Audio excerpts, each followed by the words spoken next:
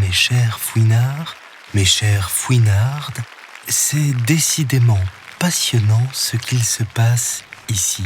Rappelez-vous nos deux amis, la Baba Yaga, lauréate du fameux prix de cette année, et son fidèle Matou, en route sur l'autoroute du destin, ont bifurqué pour partir explorer les origines du théâtre. Souvenez-vous, la Baba Yaga était perdue dans la nuit des temps, sa voiture s'étant fracassée contre une sorte de tronc d'arbre, avec au bout de cette nuit noire, une lueur à l'horizon et un tambourinement.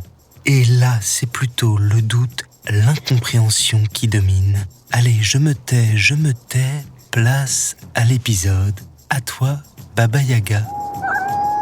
Attends, chut. T'entends ça, là? C'est quoi, ça? On dirait de la musique ou je sais pas quoi. Ouais, non, t'as raison. On va rester cachés un peu dans notre coin derrière la bagnole, histoire qu'on soit sûr que c'est pas un truc dangereux.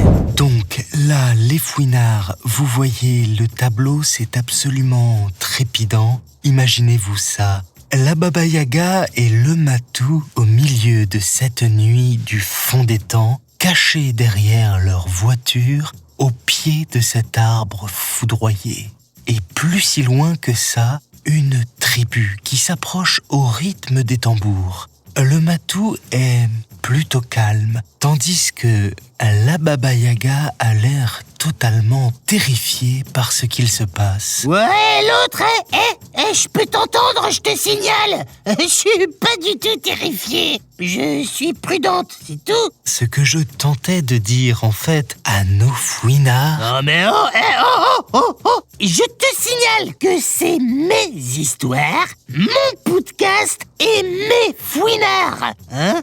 C'est pas nos fouinards, machin truc. Si, c'est les miens. Donc, t'es gentil, tu me brosses dans le sens inverse du rebrousse-poil, s'il te plaît.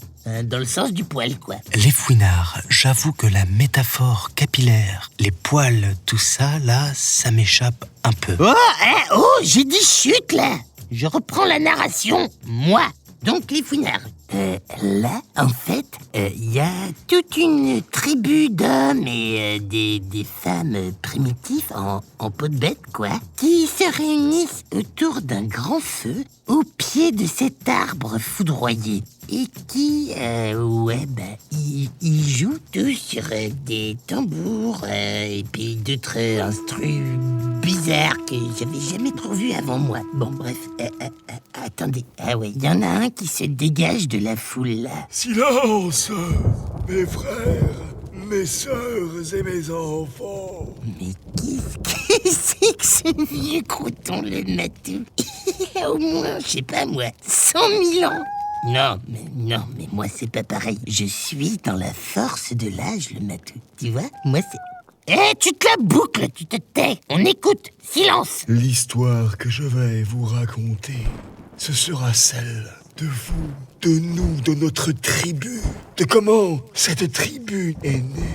Waouh, malgré son âge quand même très avancé, il s'agite dans tous les sens, le vieux, là. Attendez, mais regardez-moi ça, là. Autrefois, oui, autrefois, les hommes rampaient comme les serpents. Ils n'avaient de jambes ni de bras, et ils trouvaient à même la terre de quoi se nourrir. Mais un jour, un oiseau plus curieux que les autres décida de rencontrer le premier homme et de lui parler des merveilles du ciel et du bleu infini. Là, par exemple, tout son corps, dans une espèce de danse, s'est transformé en un serpent remuant et l'instant d'après, il était devenu aussi léger qu'un oiseau. C'est dingue! Et il dit en un souffle: Je n'ose même pas imaginer tout ce qui doit te manquer. Les yeux si près du sol, à ne voir qu'au niveau de ta mangeoire. Jamais d'horizon ou d'idéal pour toi. Ah ouais, il sait faire tous les personnages à la fois. Non, franchement, c'est balèze. Et puis en plus, t'as vu le Matou, comme tout le monde l'écoute attentivement. Y a personne qui parle. Wesh, mais Et c'est ainsi, mes chers frères, mes chères sœurs, que le premier homme prit appui contre un arbre. Et de ses branches, il se fit des pieds pour s'élever vers le ciel et pour marcher. Et il prit d'autres branches, et il se fit des bras pour grimper et tenter d'atteindre le ciel. Un ciel qu'il n'atteindra jamais. Ah ouais, non, ouais, faut que je lui demande comment qu'il fait. Viens le Matou, on va lui parler. La Yaga mobile redémarre. Tu l'as réparée ou quoi? Quoi? Comment ça t'as rien fait? Elle repart toute seule comme une grande, c'est ça que tu me dis? Non mais je te jure. Et oui, en effet, non seulement la voiture redémarre toute seule, les fouinards, mais elle se met à rouler et elle commence à accélérer.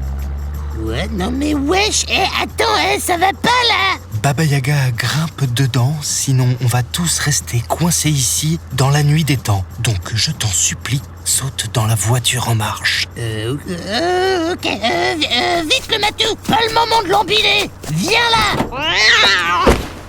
Ça y est, tout le monde est dans la voiture. Elle accélère encore, elle accélère même carrément. Oh là là là là là là,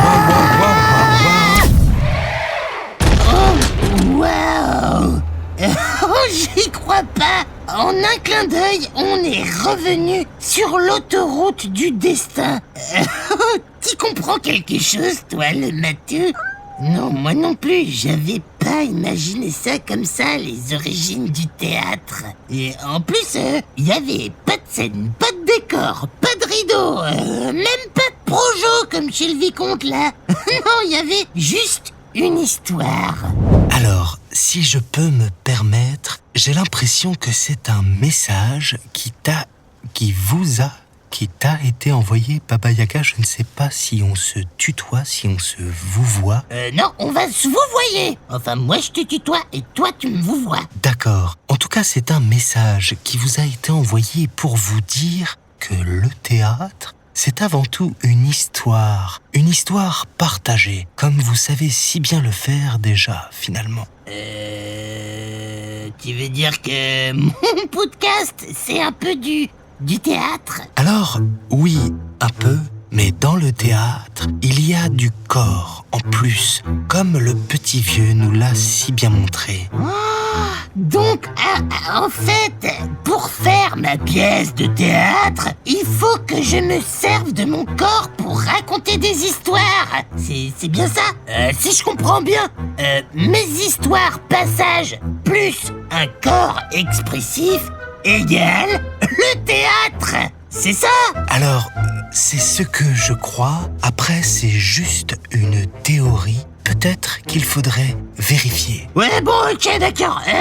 Le Matou, cherche-moi la sortie travail du corps au théâtre. On va aller se former à des techniques incroyables. On va devenir aussi fort que le vieux, là, avec ses histoires. Et puis, toi, je veux pas critiquer, tu me connais, mais ça va te faire du bien de te remuer un peu le popotin. Et puis le reste, si tu vois ce que je veux dire. Regarde, prochaine sortie, le monde de l'expression corporelle. Wouhou, génial. Allez le Matou, un beau coup de volant comme ça. Oula, ouais, non, on va ralentir un peu. Bouleversant, fascinant, cette aventure n'en finit pas de nous surprendre, décidément. La Baba Yaga continue son exploration et pour le prochain épisode, elle va travailler son corps. Alors, où est-ce qu'on va se retrouver? Ça, c'est encore mystérieux. Mais comme vous le savez déjà bien, les fouinards, mystère, c'est synonyme d'aventure, de surprise et de remède à l'ennui. Donc, on se retrouve pour la découverte du corps théâtral de la Baba Yaga. J'adore. Je ne regrette pas d'avoir embarqué. Bon, Bon, par contre, le matou, moi, je vais m'échauffer le corps en faisant une petite sieste. Donc toi, tu me réveilles quand on est arrivé. Mais doucement, ouais, pas de seau d'eau dans le visage ou quoi. Tu attends que je me réveille naturellement, quoi.